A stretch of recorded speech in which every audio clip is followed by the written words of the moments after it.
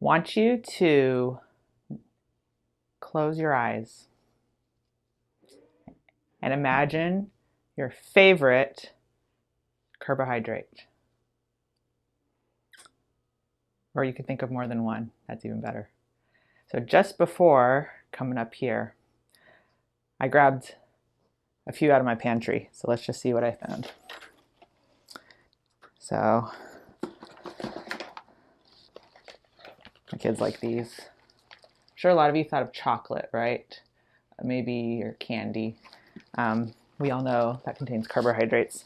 You can look at the information on the back, and it has listed separately sugars versus carbohydrates. 27 grams of total carbohydrates, 12 grams of sugars. So what's up with that discrepancy?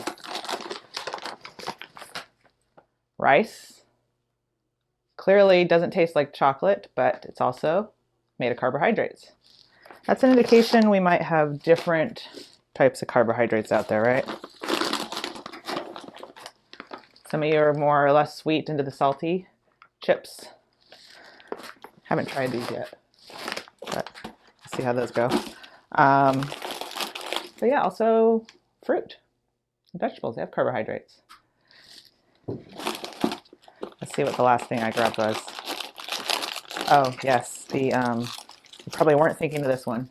This is always a Halloween reject, Almond Joy. They just tend to last forever. Oddly, we do have a member of the family I'm able to save them for, so that's a good thing. But yeah, it seems like those have carbohydrates as well. All right, so I'm allergic to chocolate, so it's no offense to anyone who actually likes them, so it's not something I would even think about. But so carbohydrates are a class of molecules that have this old school definition based on their formula. And so we're going to start with that little history here. Notice that you might have heard of some of these really well-known carbohydrate molecules: glucose, fructose, sucrose, cellulose, starch. You've thought about foods with starch, I'm sure. And you know that's somehow connected to this term carbohydrate. Look at their formulas. They have different names, same formula, these two. So therefore they're isomers, right? C6H12O6, C6H12O6. But then look at sucrose, C12H22O11. Cellulose, CnH2nON.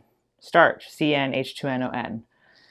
So what happens is historically, it was known that these had sort of a similar relationship, and upon studying them qualitatively using reactions, you can add acidic water to these, and if they represented this formula, there was actually no reaction.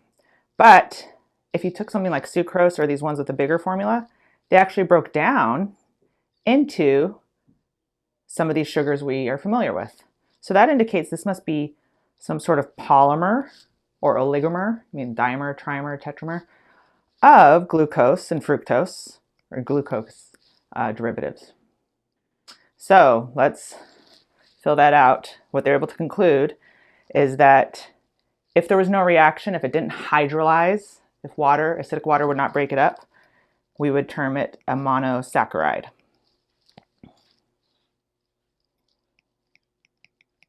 So that's the case for glucose and fructose. However, if you are able to break it down further into individual monomers, like sucrose, table sugar, it's actually glucose and fructose connected together. It's a disaccharide.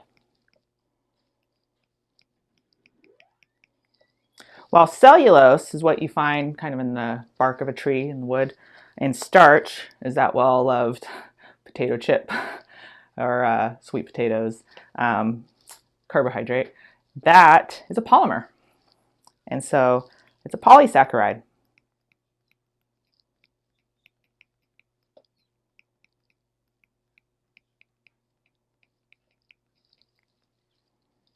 Okay, so by now we've noticed this trend with the similarities between their formulas.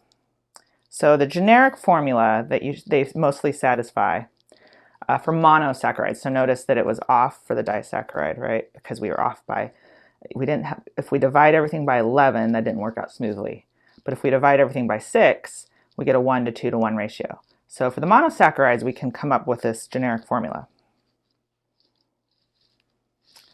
So notice that it's a 1 to 2 to 1 ratio of carbon to hydrogen to water. In other words, let's factor out the C and the N from this H and O. We'd have two H's, one water, look at that, H2O, and N of those. So for every N C's, we have N H2Os. In other words, for every carbon, we have an equivalent amount of water incorporated into the formula. In other words, a carbon hydrate. See what I did there? Well, that's the historical root of the name. Carbon hydrate. And when you say that fast, you kind of shorten it to carbohydrate. So every carbon's hydrated in a monosaccharide for carbohydrate. So I urge you to build a model and just kind of see that relationship, the carbons versus the oxygen versus the water. Pick one of the monosaccharides.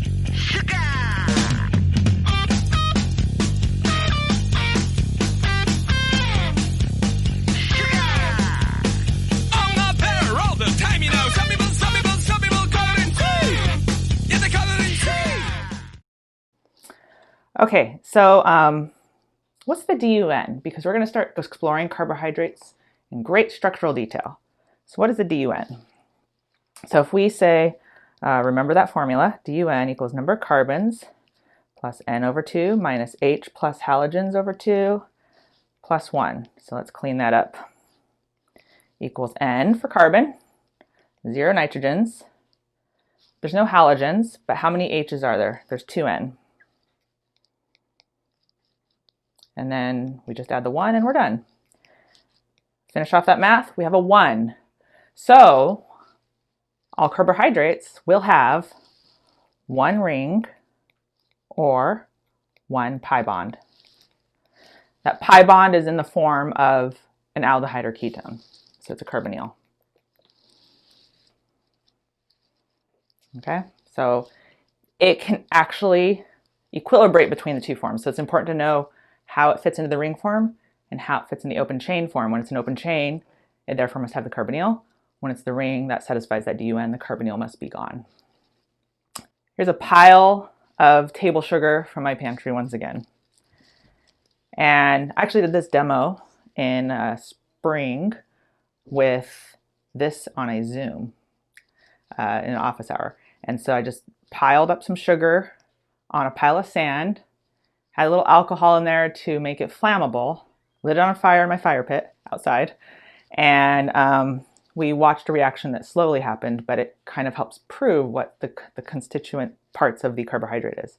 So here's table sugar drawn out, sucrose, and notice the 6-membered ring. There's that DUN there, and we've already declared that sucrose has been proven to be a disaccharide.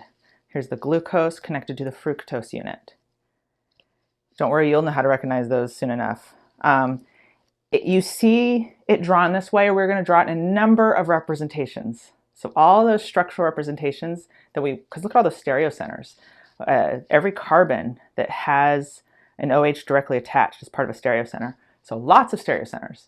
And a 6-membered ring. So let's look at that in 3D. So I just drew this on Spartan.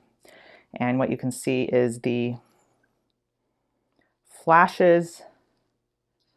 If you get the right perspective, notice that when you look at things from the side, we see it up and down versus, there's my 6-membered ring. Oop, chair conformation. We could describe things as axial equatorial. If I clean this up and put this in a different representation, you can see that chair very clearly. And we're going to see 5-membered rings, and we're going to just represent those bonds in what's called the Haworth projection coming up, where we see them up and down.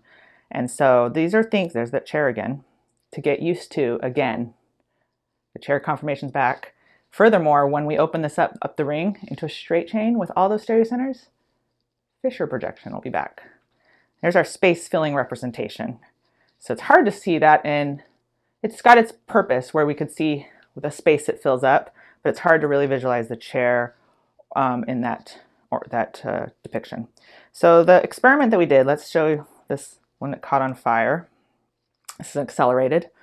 Notice it's turning black. You see how it's burning. Well, what's happening when it's burning? It's getting fatter and it's growing. This is called the carbon snake experiment. It can be done in a much more corrosive way. I would not do it at home, but this is the safer way to do it.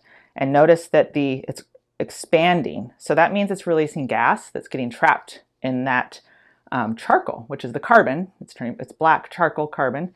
And the gas that's getting trapped, that's being released, some of that being the water that's liberated from the carbohydrate, no longer carbohydrate, the water's coming off. And it's practically hollow inside, very brittle, and you can smash it. And you can see the source of it growing. It's very lightweight. And so I'll put that over here for us to look at. So there's actually really 3 reactions going on there. Combustion reaction, old school general chemistry there, just adding oxygen, burning. So we're not doing the hydrolysis. We're skipping all the way down to breaking apart the atoms. Hydrolysis just disconnects the rings. So if we did hydrolysis, we would have disconnected these rings. Instead, we're actually breaking apart all of these bonds to oxidize the carbons some to charcoal, elemental carbon, and CO2 as well. That would be some of the gas given off. So this is the decomposition to charcoal representation. So carbon comes off as carbon dioxide, as charcoal, and then baking soda was added as well, which also helps kind of add more gas to poof up that snake. So that's a good visual that we have truly a carbohydrate in every carbohydrate. Now, okay, let's go back to where we were. We're going to learn how to represent all of these structures and draw them out. So the general format for monosaccharides means you have to find, as usual, a chain of carbons. So the parent name will end up having its own ending, the -ose, indicating it's a carbohydrate. So triose is for 3 carbons. So we're not going to call it propane, for example. It's a triose. It has 3 carbons, and it's a monosaccharide. Tetrose for 4, pentose, hexose. Okay, one of the carbons must have a carbonyl if it's the open chain form. So if it has an aldehyde, aldose. If it has a ketone, it's a ketose. We're not going to look at other carbonyl possibilities, only those 2. Every other carbon that does not have this carbonyl has exactly 1 alcohol, and that's usually a stereocenter, except for the CH2. There's one that's a CH2OH usually. Then there are no other double bonds or rings, okay? So you must fill in the H's. So for example, if I say draw generic aldohexose, I didn't define any stereocenters, but I could just say, okay, aldose means aldehyde. And then I know I've got to have, so that's this part. Then I know I have to have 6 carbons. So there's 2, 3, 4, 6. So 1, 2, 3, 4, 5, 6. Doesn't hurt to number if you're in doubt. 1, 2, 3, 4, 5, 6. Okay, every carbon that's not the carbonyl has to have exactly 1 alcohol.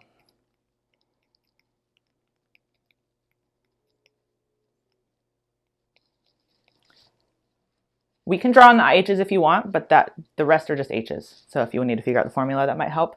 But I do want to draw attention to what happened when we had the alcohol. We generated a stereocenter here, stereocenter here, stereocenter here, stereocenter here, not 1 on 6. So keep in mind that they will have lots of stereocenters, and depending on whether they're dashes and wedges, they will dictate which aldohexose it is exactly. So you can work out how many are possible by drawing all the possible, 2 to the n, right? So if there's 4 stereocenters, there's 2 to the n to the 4 stereoisomers possible. We're going to work through some that you should be comfortable recognizing. Starting with only 1 stereocenter, the aldotrioses. How is there only 1? With 3 carbons, 1 has to have the carbonyl. 1 has to have the terminal alcohol with no stereocenter. The one in the middle is the only one with a stereocenter. So if there's a stereocenter, then there's the enantiomer for that. So these are enantiomers. Remember what the plus means? Plus means we're not assigning R and S to this. In fact, the biochemists don't assign R and S to every single stereocenter laboriously because there's so many of them in a lot of them. They use a different convention, the D or L, which you might have been seeing and wondering what that is all this time, right? So we'll get to that. And separate, so that's a man-made convention, the D and the L, just to describe them and name them. The plus and the minus is from experimental results. You actually have to measure how it interacts with plane polarized light. If it rotates plane polarized light to the right, clockwise, then it's plus. Let's see if I have that. No, okay.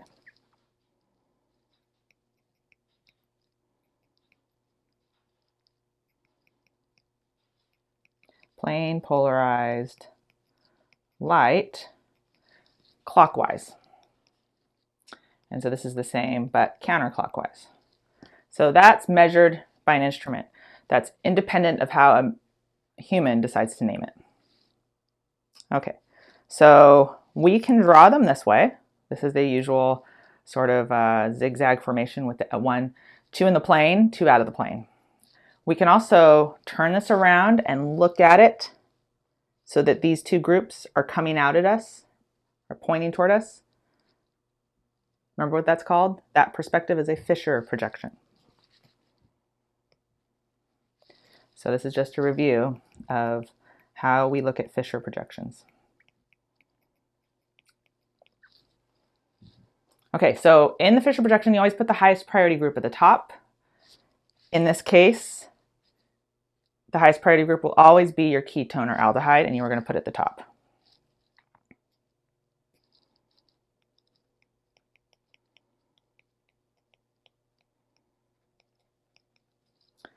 The bottom is therefore going to always have the terminal CH2OH that was not part of the stereocenter.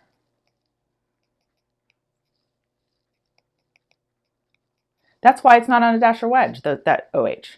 All other OHs that are part of a stereocenter get the little bow ties because they're coming out. Remember, they have to hug you. So they're coming out at you. So that's what we see. We see those, the carboxylic, the aldehyde or ketone pointing away, the CH2OH pointing away, these going up, the OH and the H, okay? Okay, so I'm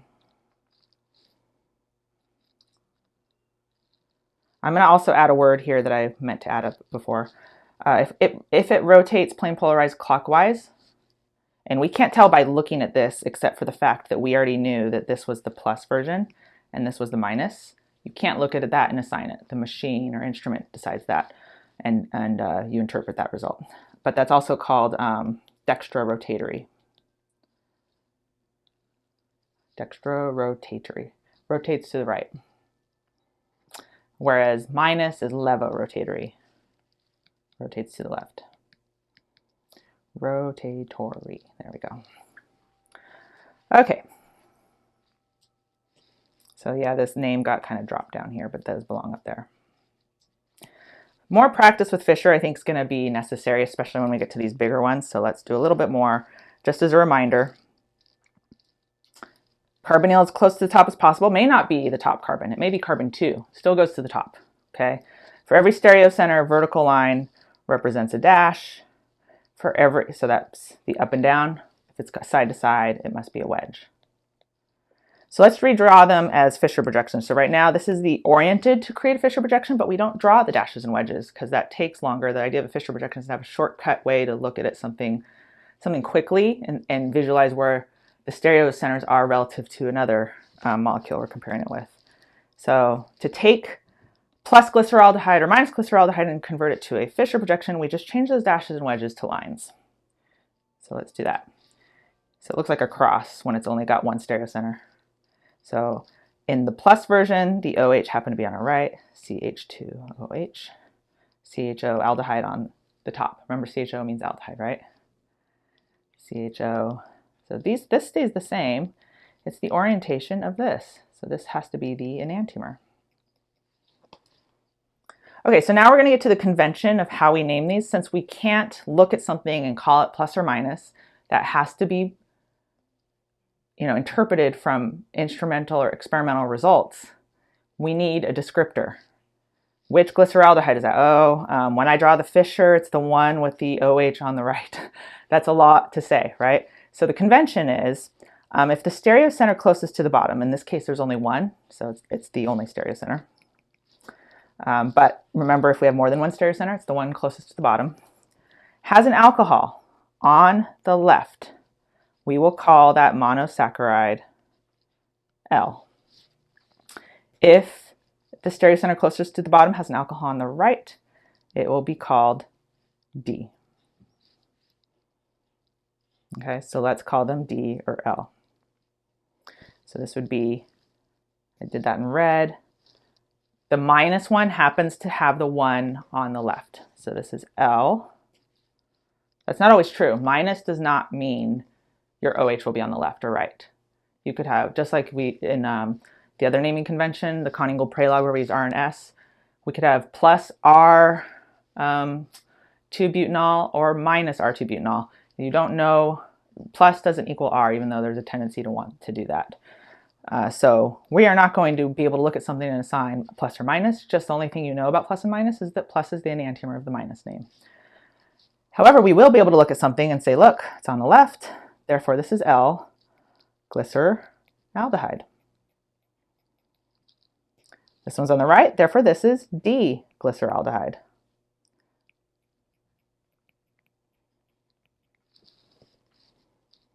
So if you have a D in front of a name, and then you have the same name with the L in front of it, then they are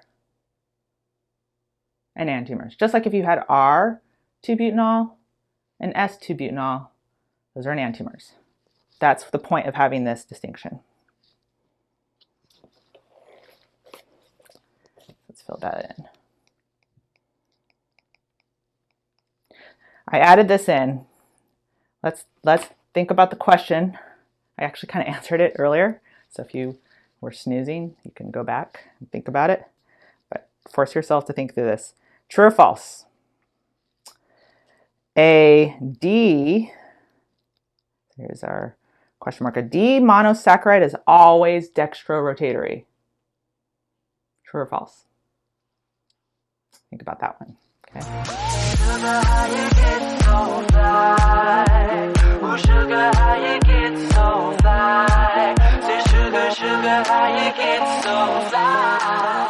All right.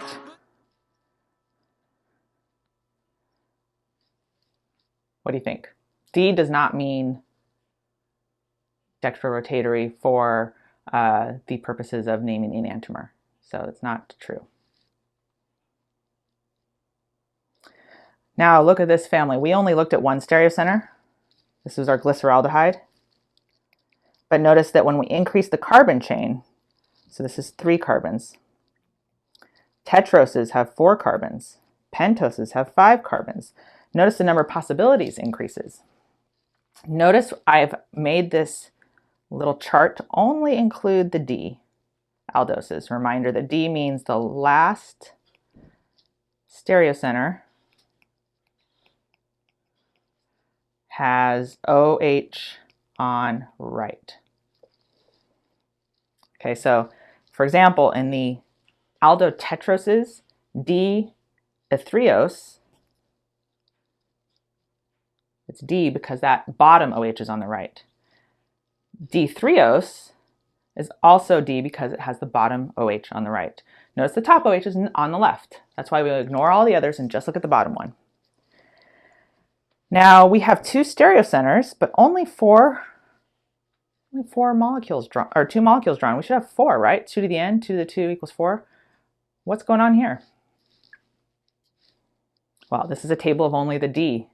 So that means the exact opposite of all of these would be the L, the enantiomers of all of them. So just to simplify it, because you know how to draw an enantiomer pretty quickly now, we're going to look at how they differ in terms of diastereomeric, or what we call epimer relationship. So why is epimer a useful term? So notice that I'm going to circle what's going on here. These are different. So these match at one stereocenter, they mismatch at another. We say, oh yeah, diastereomers, and that's true. They're not enantiomers. They have a match at one stereocenter, mismatch at the other. That's a type of diastereomer. But we can further characterize this because we're going to start seeing some that match at several but one. And that's kind of a unique relationship. So for example, this one matches here, not here. But what about the, let's see.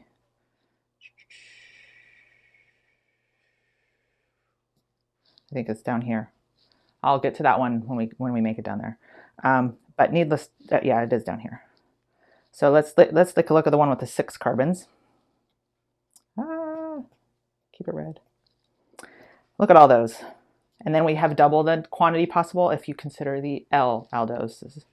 But notice if you look at the pattern, the reason it becomes more clear when we get to such a long carbon chain, how it's so useful to put all of these in Fisher projection. Because if you drew these all in the zigzag format, we just have dashes and wedges all over the place. And we go, oh, is it with the one with all cis, all trans, or trans-cis, trans-cis? This puts that in a visual that's much more appealing. In fact, my opinion, this is the most useful way to use a Fisher projection. So we learned them in Organic 1 just because we're studying the 3D orientation of molecules, but I think they're actually the most useful here. So because I can look at allose and go, oh, it's the one with the OHs all on the right, right? Or I could say left, right, right, right, right, left, right, right, left, left, right, right, right, right, left, right.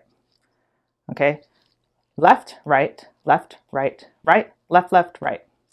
So some of these are similar to the one up here. So I didn't get to finish that definition of the, I said, I mentioned these are diastereomers, and that's true, but they all kind of have that. Can we find an extra relationship between any of them?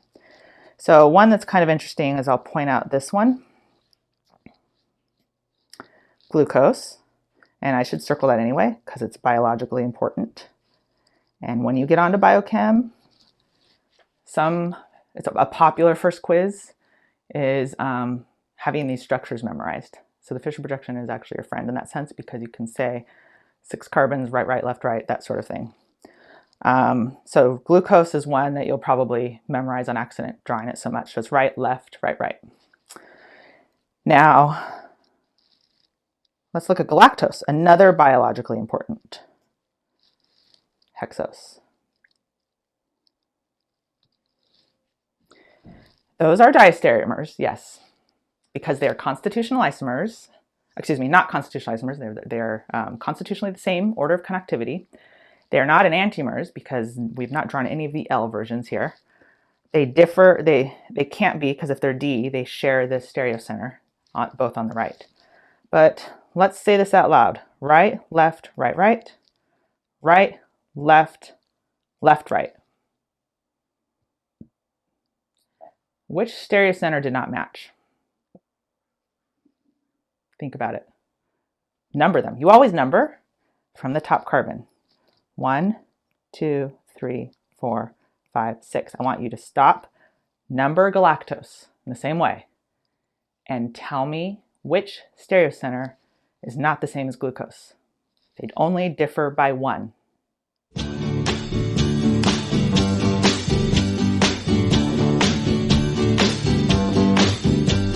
Sugar. Is that your answer? 4 is correct. So good. If that was your answer. Carbon 4. So to simplify it, I showed some of my work here. If I have the CHO, which is not a stereocenter, then it goes right, left, right, right. So right, left, right. CHO, right, left, left, right. Right, left, left, right. So notice how that is where they differ. So this was carbon 2, 3, 4, 5. 2, 3, 4, 5, right? So carbon 3 is this one. Carbon 4 is where they were different. It's the one on the right. Carbon 4, this one's on the left. Let's highlight that if you got a highlighter. So carbon 4, carbon 4. Otherwise, they're the same. So yes, they're diastereomers, but it's nice to have another name for something that matches almost perfectly, except for one stereocenter. It's only off by 1. I mean, it has 4 stereocenters, and one of them is the only one that doesn't match, but they're not anything, our vocabulary doesn't have anything other than enantiomers or diastereomers to describe such things. So we are going to have a new term now, And that makes memorization a lot easier. Now, I don't require, it's an open book test, so I'm not going to require memorization, but it helps to memorize these biologically important ones. I wrote memorize in some of them because in the past I did, but if you will accidentally memorize those important ones because they show up in so many examples. But to make it easier to memorize, I would say, okay, galactose I know is biologically important. I need to memorize that one too. I'm just giving this advice for your future biochem if that's the case. This is different. I know glucose by heart because I use it so much. Right, left, right, right. Galactose is just this different at C4.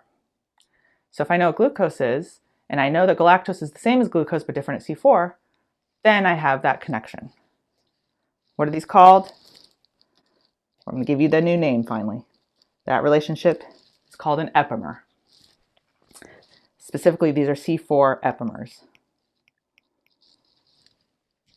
That looked especially valuable there. That's why I went down and did that example. But these were also epimers. Remember, we looked at those and we said, wait a minute, they match at one, mismatch at the other. So these are also epimers.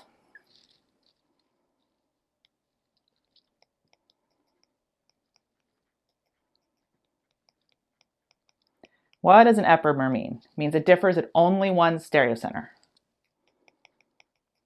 And it's a word that we will use frequently because that's helpful to recognize the association. Differs at one stereocenter. Only one.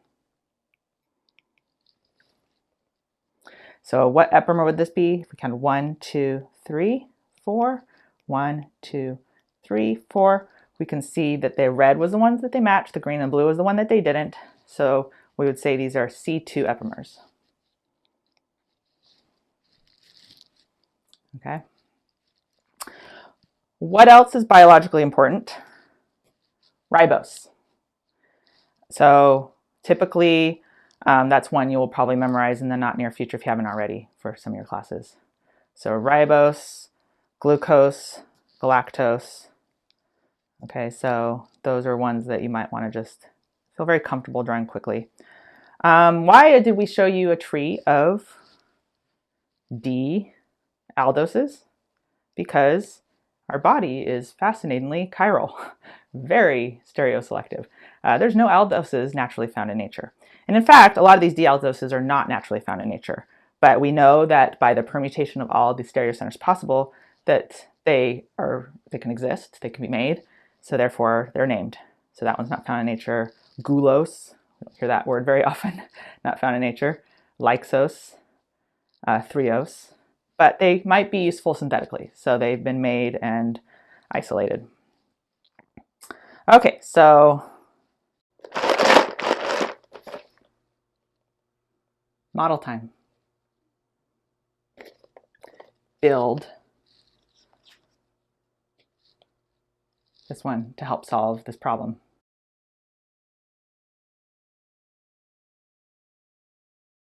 It should look like this. Okay. And what are we going to start with? Let's simplify this. Carbons need to be numbered. 1 is always the aldehyde or the ketone, or you start closest to that end with the aldehyde or ketone. 1, 2, 3, 4, 5. I don't number oxygen, even though it's the 6th member of the ring when we make a ring later. I'm just numbering the carbons for the sake of this exercise because now I'm going to put this in the Fisher. Aldehyde always at the top. Remember that's CHO equals the aldehyde group, right? CHO. 5 is not a stereocenter because there's 2 H's there. So I only am allowed to draw 3 horizontal lines. Any more than that or less is incorrect. So we do not put the 2 H's on a cross. CH2OH. Now our job is to figure out which aldopentose this is, and that can only be done by determining, since those are all written in Fisher projections, the ones in the previous page, we have to determine what this Fisher projection would be. You have to compare apples to apples, and this is apples and oranges right now. So we're going to turn this into a Fisher projection.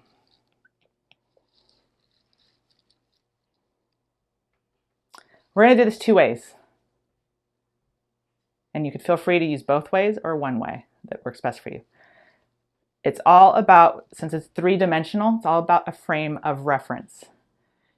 Does it make more sense to you to grab that molecule out of the paper and imagine and view each piece of it? And that's what the model allows you to do. It allows you to view all this.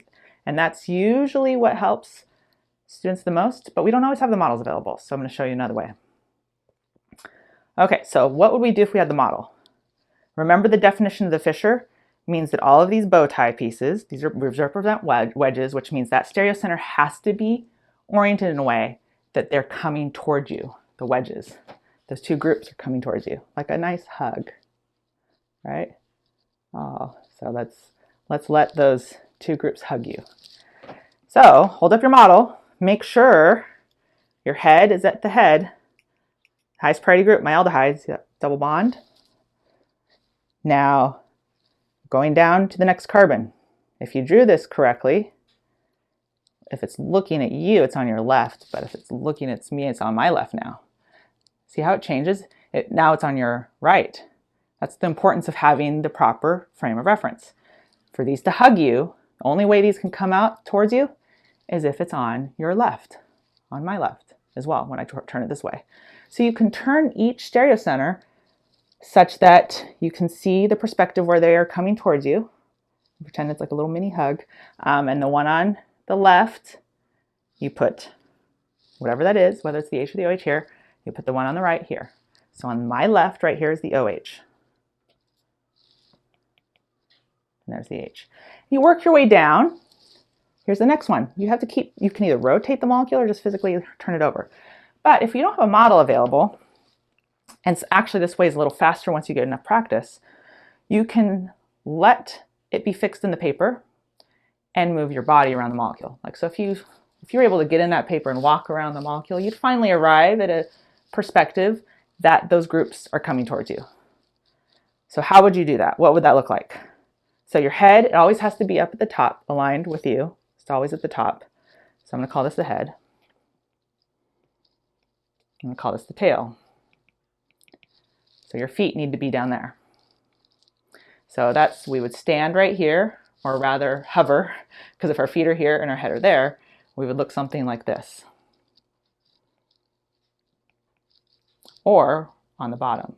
Those are the only two ways that we can have our head and tail line up and then see those groups hug us.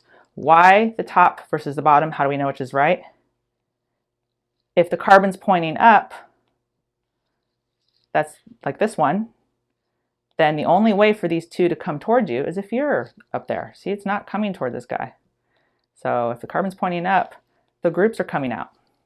Let's turn these into the non-planar pieces. Left would be going out, right would be there. Hey, look, that matches my model that I got from the model analysis. Left was OH, left is the wedge. My right hand would be a dash, which is the H. So both work. And so you're kind of just peering down so that you can see it from that perspective. But since the next carbon has my carbon on the bottom, you have to be under there to have them come down at you. So there we go. So you keep working through that. One more time. I get to use the same guy because it's carbon up. You either have carbon up or down, bottom or top.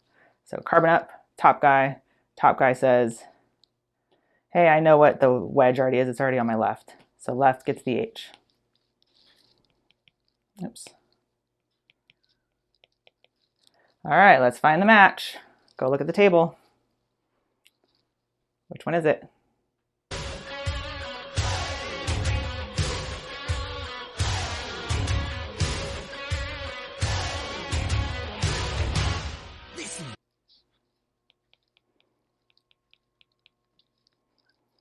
Left, left, right. D-lexose.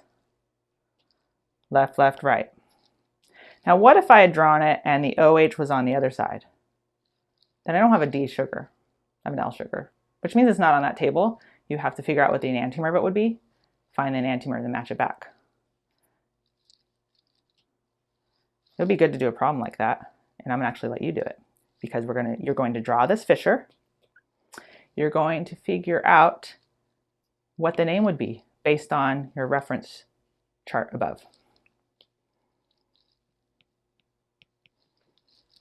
Okay, so do that now while it's fresh and beat me to the answer.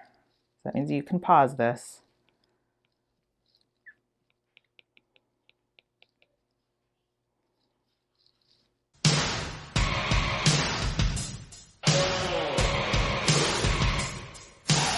Ready to check your work? Did you get L-galactose? How would you know? Well, first of all, if you did not get that, that's okay. Let's go to the Fisher projection. Did you get that? Did your Fisher projection match mine? If not, go practice some more Fishers for sure after this. But once you get it to match mine, when we're about to name it, the first thing you're going to need to do is look down there. Is it D or L? That OH is on the left. This is an L sugar. Wait a minute, we don't have the list of L sugars. Can we figure it out from the D sugars? Yes, because this is simply the enantiomer of something up there. So why don't we draw its enantiomer? This mystery aldohexose enantiomer. So let's draw the enantiomer. CHO, CH2OH, 4 stereocenters. You could either let them look in the mirror or you could say, okay, it's left, right, right, left. So it's going to be right, left, left, right. And then put your H's in. But notice that is actually the mirror image. Okay, now you go realize you just drew the D sugar. Go find out which one that is. Whatever that one is, this is its enantiomer. So it's the same name, only with an L in front. So you should see we have galactose.